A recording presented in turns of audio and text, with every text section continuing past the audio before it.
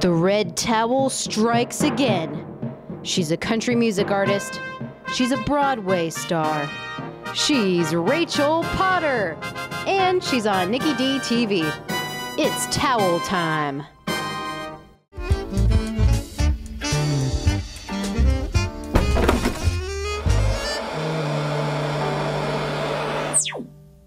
You are the first Broadway star on the red towel. Did you know that? I didn't. I feel so honored. This is a big day. You are going from Broadway in New York City and now Broadway in Nashville. Have you been on Broadway?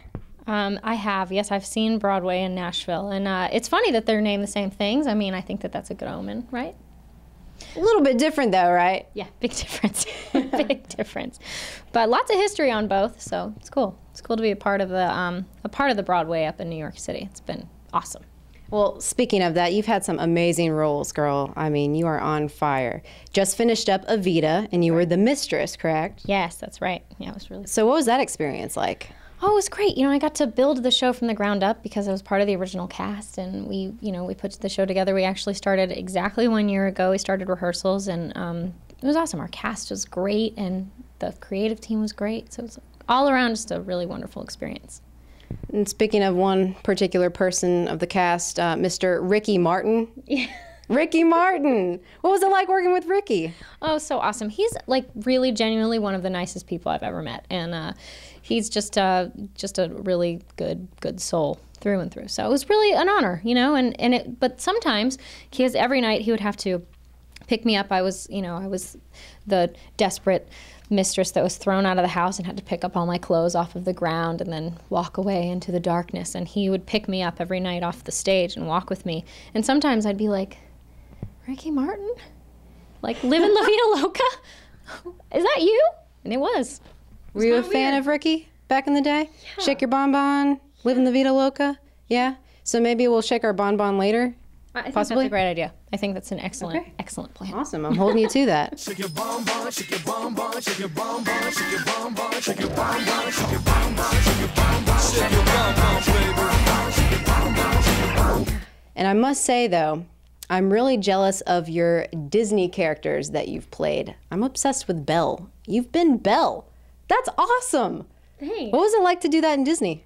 Oh, it was fun. You know, it's so fun to try to imitate a cartoon, really, because you just, and something so iconic as well, like that all the kids, if you don't sound or look like Belle, they're going to be like, who are you? What are you doing? 3-year-olds would say that. So yeah, it was fun. It was like super fun to try to imitate those roles, and since they were my like childhood, those movies were my childhood. It was really kind of a dream come true to get to pretend to be them. I was watching your videos, and each one I watched, I was like, wow. Then I go to the next one, dang. And then the next one, get it, girl. I mean, she can sing. If you haven't checked her out, check her out. RachelPotterMusic.com. You gotta watch those videos. But now country music. So why country? Well, I grew up loving country music, and I was constantly watching CMT in my room, and like loved listening to country radio. And I don't know, something about like the stories that the country music told, and the way that the instruments sound, and the fiddles and the mandolins. It's just always something that I connected to and loved. My family's from Alabama and Mississippi, and I grew up in, going to family reunions in the middle of nowhere in Alabama and eating watermelons. So that's, it's just part of who I am, I guess. And I've just always loved it so much, and I've always wanted to do it. When most kids were maybe playing with Barbies or whatever, I was designing my album covers with crayons. So incredible. Incredible.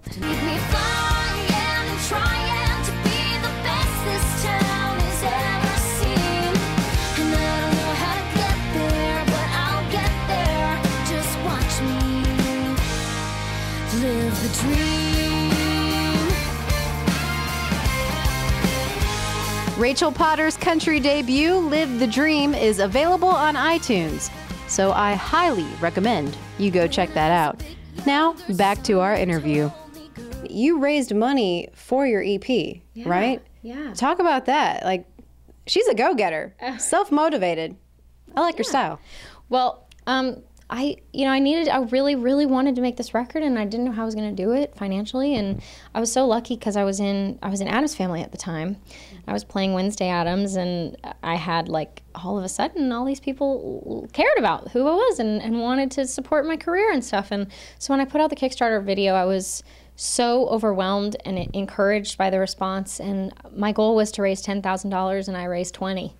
So it was incredible, and I was able to make the record I wanted to make and put it out, and so it's been a huge blessing. And Kickstarter is a great program because there's so many, not only Kickstarter, but there's a bunch of different websites like it that allows artists that don't necessarily have the funds to go out and do what they want to do and make their art. It's so cool. I read somewhere a mix of Carrie Underwood / Taylor Swift with a little bit of Paramore, so like a pop rock kind of thing going on. Yeah, that's definitely what the first EP that we put out, the Live the Dream record. I was lucky enough to work with a friend of mine who plays for Paramore. His name's Justin York, and so we had such a nice like pop rock influence on that record naturally, just because he played the guitars on it and stuff. So I think that the next record will probably be a little bit more true to the country sound. That's sort of the direction that I'm going in, and I'm loving like those dirty fiddles and sort of like those dirty string instruments. It's been really cool. So I'm sort of going that direction. So I think that the next one will still definitely have rock influence because I love rock, but it's just going to be a little bit